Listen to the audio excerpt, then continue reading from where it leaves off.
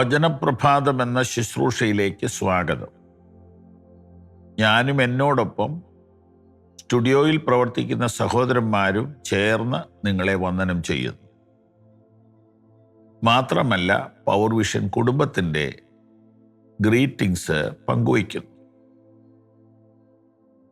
നിങ്ങൾക്ക് ഈ ശുശ്രൂഷയിൽ പങ്കാളികളാകാം. സാമ്പത്തികമായിട്ടും പ്രാർത്ഥന കൊണ്ടും മറ്റുള്ളവരോട് ഇതിനെക്കുറിച്ച് പരിചയപ്പെടുത്തിയും ശുശ്രൂഷയിൽ പങ്കാളിയാകാം. നാം ഒന്നിച്ച് അവൻ്റെ നാമത്തെ ഉയർത്താം. 22-ാം സങ്കീർത്തനത്തിൻ്റെ 26-ാം വാക്യത്തിൽ നിന്ന് രണ്ടാമതൊരു സന്ദേശവും കൂടെ പങ്കുവെക്കണമെന്ന് പരിശുദ്ധാത്മാവിന് ഇഷ്ടം തോന്നുന്നു. അതുകൊണ്ട് നമുക്ക് ആ വചനം ഒന്നുകൂടെ വായിച്ചിട്ട് മുമ്പോട്ട് പോകാം. എളിയവർ തിന്ന് തൃപ്തന്മാരാകും. യഹോവയെ അന്വേഷിക്കുന്നവർ അവനെ സ്തുതിക്കും.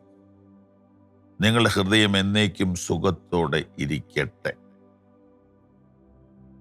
എളിയവർ തിന്ന് തൃപ്തന്മാരാകും എന്നാണല്ലോ നമ്മൾ വായിച്ചത്. അപ്പോൾ ആ വാക്യം ഒന്ന് ഇംഗ്ലീഷിൽ വായിക്കാം. Those who are poor will eat and be satisfied. തിരുവെഴുത്തിൽ മറ്റൊരു വചനമുണ്ട്, അവൻ സമ്പന്നന്മാരെ വെറുതെ അയച്ചു കളഞ്ഞു. എന്നാൽ ആവശ്യബോധത്തോടെ വന്നവർ നിറഞ്ഞവരായി മടങ്ങിപ്പോയി. Those who are poor will eat and be satisfied. കർത്താവിൻ്റെ അടുക്ക വരുന്നവർ തൃപ്തരായിട്ടാണ് വരുന്നതെങ്കിൽ തൃപ്തിയില്ലാതെയായി പോകും. കാരണം ഈ ലോകത്തിൽ നിന്നുള്ള ഏതോ കാര്യങ്ങൾ അവരെ താൽക്കാലികമായി തൃപ്തരാക്കിയിരിക്കുന്നതിനാൽ യാഥാർത്ഥ്യമായതിനെ സ്വീകരിക്കാനുള്ള ഒരു വിശപ്പിൻ്റെ കുറവ് അവിടെ വരും. Those who seek the Lord will praise him. കർത്താവിനെ അന്വേഷിക്കാൻ ഒരു മനസ്സുണ്ടാകണമെങ്കിൽ അവിടെയും എവിടെ എന്തോ ഒരു ആവശ്യബോധത്തിൻ്റെ നിഴലെങ്കിലും ഉണ്ടെങ്കിലേ പറ്റുകയുള്ളൂ. അപ്പൊ തൃപ്തിയിരിക്കുന്നത് വിശപ്പിനോട് ബന്ധപ്പെട്ടാണ്, ആവശ്യബോധത്തോട് ബന്ധപ്പെട്ടാണ്. ഓക്കെ, എന്നും എപ്പോഴും എല്ലാം ഉള്ളവർക്ക് പ്രത്യേകിച്ച് എന്താ ഒരു തൃപ്തി?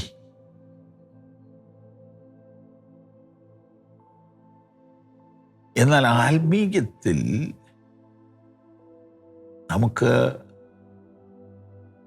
എത്രമാത്രം ദൈവത്തെ ലഭിച്ചാലും മതിയാകാത്ത ഒരു മനസ്സ് ഉണ്ടാകുന്നില്ലേ? 50 കൊല്ലം ചർച്ചിൽ പോയിട്ട് എന്തേ പിന്നെ മടുക്കുന്നില്ലല്ലോ? എൻ്റെ ഒരു അനുഭവം പറഞ്ഞാൽ പ്രായം മുമ്പോട്ട് പോകും തോറും ആർത്തി കൂടി വരികയാണ്. ഓർത്തു വരും തോറുമെൻ ആർത്തി വർദ്ധിച്ചിടുന്നു. ഞാൻ 1-2 മലയാള ഭാഷയെക്കുറിച്ച് അറിയാവുന്നവരുമായിട്ട് സംസാരിച്ചു. മഹാന്മാരായ ഭക്തന്മാരെഴുതിയ പാട്ട് തിരുത്താൻ നമുക്ക് അധികാരമില്ല.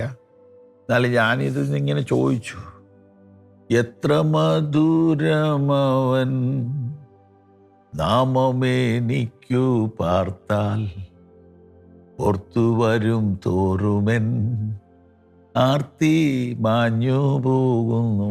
ഇല്ല, എനിക്ക് മാഞ്ഞു പോകുന്നില്ല. ഇല്ല, കർത്താവിൻ്റെ നാമത്തെക്കുറിച്ച് ഓർക്കുന്നതോടും ആർത്തി വർദ്ധിക്കുക.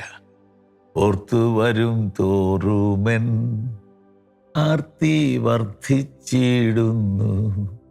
എവിടെയെങ്കിലും തർജ്ജിമ പിശക് വന്നതാണോ അതോ ഈ ആശയം വേറെന്തെങ്കിലും ആണോ ഉദ്ദേശിക്കുന്നതെങ്കിൽ ആ ഗാനരചനയുടെ പിന്നിലും അതിൻ്റെ സംഗീതത്തിൻ്റെ പിന്നിലും പ്രവർത്തിച്ചവരോട് ക്ഷമ ചോദിക്കുന്നു. പിന്നെ ഞാൻ പാടുന്നത് എനിക്ക് വേണ്ടിയാണ്, നിങ്ങൾക്ക് വേണ്ടിയല്ല, ബിസിനസ്സിന് വേണ്ടിയല്ല. എൻ്റെ പാട്ടുകൾ പോലും ഞാൻ ഒരു വിൽപ്പന ചരക്കാക്കിയിട്ട് ചെയ്യുന്നില്ല. എനിക്കതിൽ നിന്നൊന്നും ഇന്ന് വരെ ലഭിച്ചിട്ടുമില്ല. അതിന് തക്ക വലിയ കൂടിയ സാധനങ്ങളൊന്നും ഞാനോട് ചെയ്തിട്ടുമില്ല. ഇതെല്ലാം ഇടയ്ക്കങ്ങ് പറഞ്ഞു പോയതാണ്, ക്ഷമിക്കണം.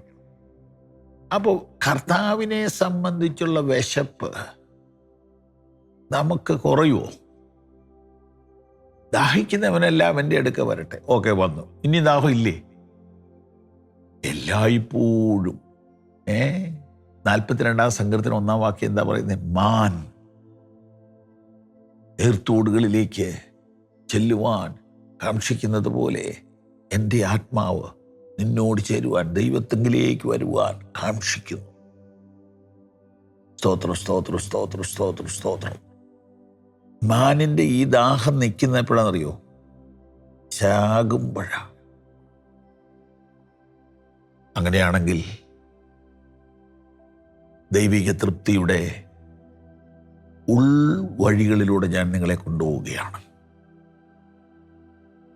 ദൈവത്തിനായുള്ള ദാഹമാണ് ആത്മീയ തൃപ്തിയുടെ രഹസ്യം. ദൈവം അനുവദിച്ചാൽ നമുക്ക് തൃപ്തിയെക്കുറിച്ച് വീണ്ടും ധ്യാനിക്കാം. ഇത് നിങ്ങൾ ഒന്ന് ചിന്തിച്ച് ധ്യാനിച്ച് പ്രായോഗികമാക്കുവാൻ വളരെ വിനയത്തോടുകൂടി അപേക്ഷിക്കുന്നു. God bless you.